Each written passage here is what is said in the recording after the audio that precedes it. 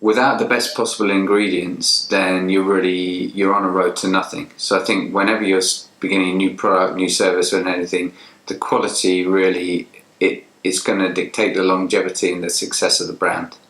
However, you could equally have created the best thing ever, and if you don't tell anyone about it, then it's going to crash and burn in the dust. So there's a mixture between beginning with the best innovation, science, efficacy, all that, and then telling people about it. What sometimes happens is that you get some companies, particularly in the supplement business actually, who maybe create something which tastes brilliant, but might be loaded with sugar and fat and all these other things, and then they stick a really fashionable cover, rip model, male, female, drinking the lovely drink. Anyone that tastes it says, oh, it's delicious, it's also going to get me ripped. But then what you've got there is a mismatch between the best marketing in the world and potentially the worst product in the world. So I think you've got to, ultimately you must always be completely honest with your consumer, and then do the right level of marketing to combine with that. Well, there's a phrase sometimes people say which is taste is king, and I think certainly for the mass market, then if you create a nasty tasting product, then you're going to be struggling to get it out to a wide audience. However, efficacy and the strength of the product for me comes first. Working in elite sports where people need to get quick fixes and extra small percentages in terms of performance, and often that might mean using some quite bitter herbs in quite large amounts, which is difficult to master the flavour.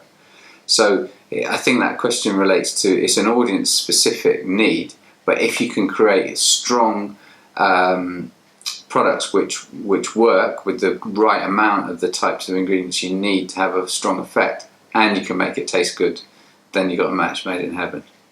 So I think when you've got an audience, a client or something like that, essentially the whole reason to have a product is to fulfill a solution to a problem that the client might have. So educating a client in terms of the reasons why they might have a quick fix for, say, a sleep issue with a mineral like magnesium, or if they've got a sticking point in achieving their optimum body composition because their protein balance is wrong. I think more and more the consumer is discerning, the consumer is self-educated, so if you can bridge that gap by producing quality, understandable information, it also shows that whatever product you're making should do exactly what it says on the tin, because it's got the clinical evidence, it's got the case studies, and once someone starts taking it, they get an immediate benefit. And if you're providing solution, that solution focused approach is essential to being a successful practitioner as well, probably essential to a successful business as well. It's a really good question. I think a lot of that boils down to, can you get adequate insurance in order to manipulate someone's diet, possibly recommend supplementations as a personal trainer? So first thing is, if you want to do that, make sure you're covered and you're giving safe advice. One of the sort of grey areas is around nutrition systems that get taught to personal trainers, which also come with a heap of supplements that's to back up the protocols. Now, in some instances, those types of protocols will use very high amounts of certain nutrients, which are in fact really, really dangerous. So you can, I've had people come to me who've been on a testosterone protocol, 50 milligrams of zinc every day for 6 months, and they become zinc toxic.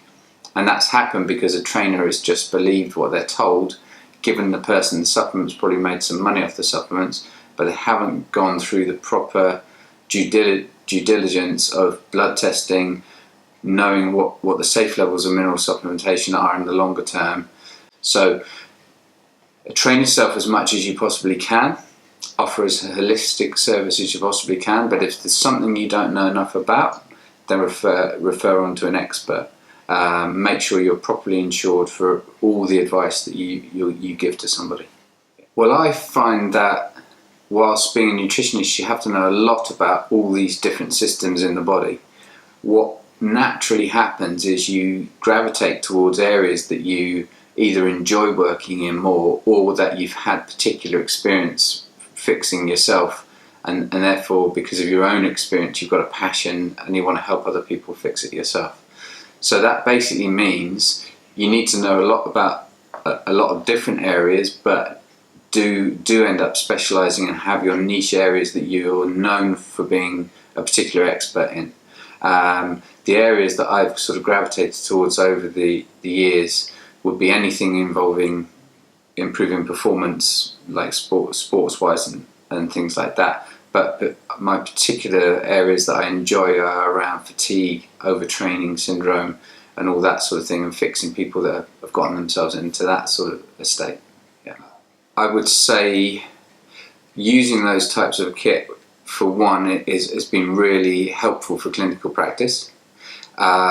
Second thing I would say is any bit of kit, it comes with inherent flaws, so you just need to know that as long as you're working with a consistent flaw, then ultimately the stats will iron out in the end.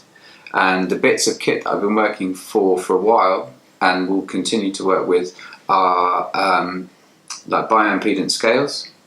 So I know they're hydration sensitive and they jump around, but I get people to get on them enough so it irons out the noise that might occur for being hydrated pre and post training and so on. I do like step counters. I've used a lot of them. I've got a Fitbit. I've got this one's called BioStrap. You know, they do a variety of things. Steps, heart rate is hit and miss, sleep quality. Again, it basically just knows if you're moving around too much or not. And this one, the biotech, is a bit more detailed than it does heart rate variability. I think heart rate variability is definitely something in the future. So essentially that's the interval between your heartbeats, and it tells you how stressed or recovered you are, in very simple terms. I've got another bit of Italian kit called Biotecna, which is a bit more accurate on the heart rate variability. So it looks at stress, parasympathetic and sympathetic nervous system activation, and it does a very detailed bioimpedance. So it's correlated really well with DEXA for bone mineral density, visceral fat, and even fat within the muscle, which can interfere with glucose metabolism. So my feeling is arm yourself with as much bits of knowledge as you can. Non-invasively is much easier because you're not going to a lab, you're not drawing blood, you're not spitting into tubes and things like that. The final bit of kit that I should mention is the Raman scanner. They use a company called Nu Skin, makes this Raman scanner. Shines an infrared beam of light into the skin, and it gives you an antioxidant score really quickly, so it relates really well to overall fruit and vegetable intake with somebody. I find that's a great quick test to do as well.